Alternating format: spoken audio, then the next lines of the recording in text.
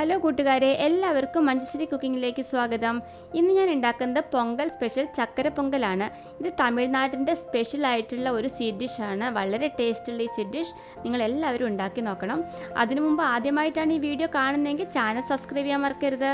അപ്പോൾ വീഡിയോ കാണാം. ചക്കര പൊങ്കൽ ഉണ്ടാക്കാൻ വേണ്ടിയിട്ട് ഞാനിപ്പോൾ ഇവിടെ 1 കപ്പിൽ പച്ചരി എടുത്ത് വെച്ചിട്ടുണ്ട്. ഈ സെയിം കപ്പിൽ തന്നെ ഞാൻ 1/2 കപ്പ് ചെറുപയർ പരിപ്പ് കൂടി എടുത്ത് വെച്ചിട്ടുണ്ട്. ഇതുപോലെ ഒരു പാത്രം എടുത്തിട്ട് ഞാൻ പച്ചരി ആ പാത്രത്തിലേക്ക് മാറ്റിയാണ്. ഈ അരി നന്നായിട്ട് കഴുകിയെടുക്കണം. ഇപ്പോൾ തൽക്കാലം ഞാനതിലേക്ക് കുറച്ച് വെള്ളം ഒഴിച്ചൊന്ന് വെക്കുകയാണ്. ഇതിവിടെ ഇരിക്കട്ടെ. ആ സമയം കൊണ്ട് നമുക്ക് ചെറുപയർ പരിപ്പൊന്ന് വറുത്തെടുക്കണം. അപ്പോൾ ഞാനൊരു പാൻ എടുത്തു, അതിലേക്ക് ചെറുപയർ പരിപ്പ് ഇട്ടു, എന്നിട്ടൊന്ന് വറുത്തെടുക്കുകയാണ്.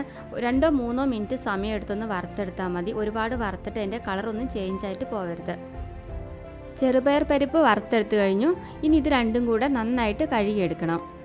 അപ്പോൾ ഞാൻ നന്നായി കഴുകിയെടുത്തിട്ട് വരാം. അതിനുശേഷം ഇതിലേക്ക് നല്ല വെള്ളം ഒഴിച്ച് അരമണിക്കൂർ സമയം ഇതൊന്ന് കുതിർക്കാൻ വേണ്ടി വെക്കണം. ഇങ്ങനെ കുറച്ച് സമയം നമ്മൾ കുതിർക്കാൻ വെച്ചതിന് ശേഷം പൊങ്കൽ ഉണ്ടാക്കണം. അപ്പോഴാണ് പൊങ്കലിന് നല്ല ടേസ്റ്റ് ഉണ്ടാവുള്ളൂ. നന്നായിട്ട് കുഴഞ്ഞ് നല്ല ടേസ്റ്റിൽ നമുക്ക് കിട്ടുകയുള്ളൂ. ഈ പാത്രമാണ് ഞാനിന്ന് പൊങ്കൽ ഉണ്ടാക്കാൻ വേണ്ടി ഉപയോഗിക്കുന്നത്. സാധാരണ പരമ്പരാഗത രീതിയിൽ പൊങ്കൽ ഉണ്ടാക്കുമ്പോൾ നമുക്ക് ഒന്നെങ്കിൽ പുതിയ മൺകലം ഉപയോഗിച്ച് അതിലുണ്ടാക്കാം, അല്ലെങ്കിൽ ചെമ്പ് പാത്രങ്ങളിൽ ഉണ്ടാക്കാം. പ്രഷർ കുക്കറിൽ നമുക്ക് പെട്ടെന്ന് തന്നെ ഇത് ഉണ്ടാക്കിയെടുക്കാം. പക്ഷേ പാത്രങ്ങളിൽ ഇങ്ങനെ ഉണ്ടാക്കുമ്പോഴാണ് അതിന് കൂടുതൽ ടേസ്റ്റ് ഉണ്ടാവുക. ഗ്യാസ് ഓൺ ചെയ്യാം. ഇനി ഞാനിതിലേക്ക് 1/2 കപ്പ് കാച്ചാത്ത ഫ്രഷ് ആയിട്ടുള്ള പാൽ ഒഴിച്ചു കൊടുക്കുകയാണ്. 1 കപ്പ് നല്ല വെള്ളവും കൂടെ ഒഴിച്ചു കൊടുക്കുകയാണ്. ഇനി ഈ പാലും വെള്ളവും കൂടെ നന്നായിട്ടൊന്ന് മിക്സ് ആയിക്കോട്ടെ. അത് രണ്ടും കൂടെ നന്നായി തിളച്ച് പൊങ്ങി മേലോട്ടേക്ക് വരണം. അങ്ങനെ വരുമ്പോൾ നമുക്ക് അതിലേക്ക് സോക്ക് ചെയ്ത് വെച്ചിട്ടുള്ള അരിയും അതേപോലെ ചെറുപയർ പരിപ്പും കൂടെ ഇട്ട് കൊടുക്കാം. ഹൈ ഫ്ലെയിമിൽ വെച്ചിട്ട് വേണം പാലും വെള്ളവും കൂടി ഇങ്ങനെ തിളപ്പിച്ചെടുക്കാനായിട്ട്. ഇങ്ങനെ നന്നായി പൊങ്ങി വന്നോട്ടെ. അത് കഴിയുമ്പോൾ നമുക്കിനി ഇതിലേക്ക് നമ്മളിവിടെ സോക്ക് ചെയ്ത് വെച്ചിട്ടുള്ള അരിയും ചെറുപയർ പരിപ്പും കൂടെ ചേർത്ത് കൊടുക്കാം. 1 കപ്പ് പച്ചരിയും 1/2 കപ്പ് ചെറുപയർ പരിപ്പുമാണ് ഞാൻ എടുത്തിട്ടുള്ളത്. അപ്പോൾ അതിന് വേണ്ടിയിട്ട് ഞാനിവിടെ ഒരു 7 കപ്പ് വെള്ളമാണ് ഇതിലേക്ക് ഒഴിച്ചു കൊടുത്തിട്ടുള്ളത്. പക്ഷേ ഈ പച്ചരിയുടെ വേവും ഒക്കെ അനുസരിച്ചിട്ട് നമ്മൾ ഒഴിക്കുന്ന വെള്ളത്തിൻ്റെ അളവിൽ വ്യത്യാസം വന്നേക്കാം. അപ്പോൾ നിങ്ങൾ ഉണ്ടാക്കുമ്പോൾ അതൊന്ന് ശ്രദ്ധിച്ചോളണം. ആവശ്യമാണെന്നുണ്ടെങ്കിൽ വെള്ളം നമുക്ക് പിന്നീടും ചേർത്ത് കൊടുക്കാവുന്നതാണ്. അപ്പോൾ ഞാൻ സോക്ക് ചെയ്ത് വെച്ചിട്ടുണ്ടായിരുന്ന വെള്ളം മുഴുവനായിട്ട് ഇതിലേക്ക് ഒഴിച്ചു കൊടുക്കുകയാണ്. ഇനി ഇതൊരു മീഡിയം ഫ്ലെയിമിൽ വെച്ചിട്ട് നന്നായിട്ട് വേവിച്ചെടുക്കണം. പച്ചരിയും ചെറുപയർ പരിപ്പും ഒക്കെ നന്നായി വെന്ത് നല്ല സോഫ്റ്റ് ആയിട്ട് വരും. അപ്പോൾ കുറച്ച് സമയം എടുക്കും. ഇതൊരു മീഡിയം ഫ്ലെയിമിൽ ഇട്ടിട്ട് വേണം നമുക്ക് വേവിച്ചെടുക്കാനായിട്ട്.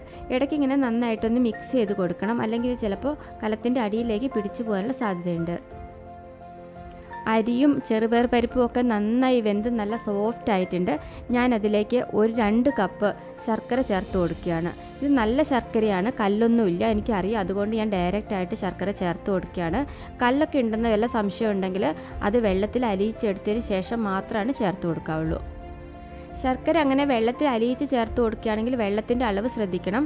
ആദ്യം അരിയുടെ വെള്ളം നന്നായിട്ട് വറ്റി നല്ല തിക്കായതിന് ശേഷം മാത്രം ശർക്കര പാനി നമുക്ക് ചേർത്ത് കൊടുക്കാം. ഇപ്പോൾ ഏകദേശം ചക്കര പൊങ്കൽ റെഡി ആയി കഴിഞ്ഞു. ഇനി ഇതിലേക്ക് 2 ടേബിൾ സ്പൂൺ നെയ്യ് കൂടെ ചേർത്ത് കൊടുക്കണം. എന്നിട്ട് നന്നായിട്ടൊന്ന് മിക്സ് ചെയ്ത് കൊടുക്കാം. ആ നെയ്യ് എല്ലായിടത്തേക്കും ഒന്ന് എത്തട്ടെ. ഇടയ്ക്കിടയ്ക്കൊന്ന് മിക്സ് ചെയ്ത് കൊടുക്കണം, അല്ലെങ്കിൽ ഇത് അടി പിടിക്കും. അങ്ങനെ ഒരു കാര്യമുണ്ട്. ഇനി ഞാൻ ഇതിലേക്ക് 1/4 ടീസ്പൂൺ ഏലക്കപ്പൊടി കൂടെ ചേർത്ത് കൊടുക്കുകയാണ്.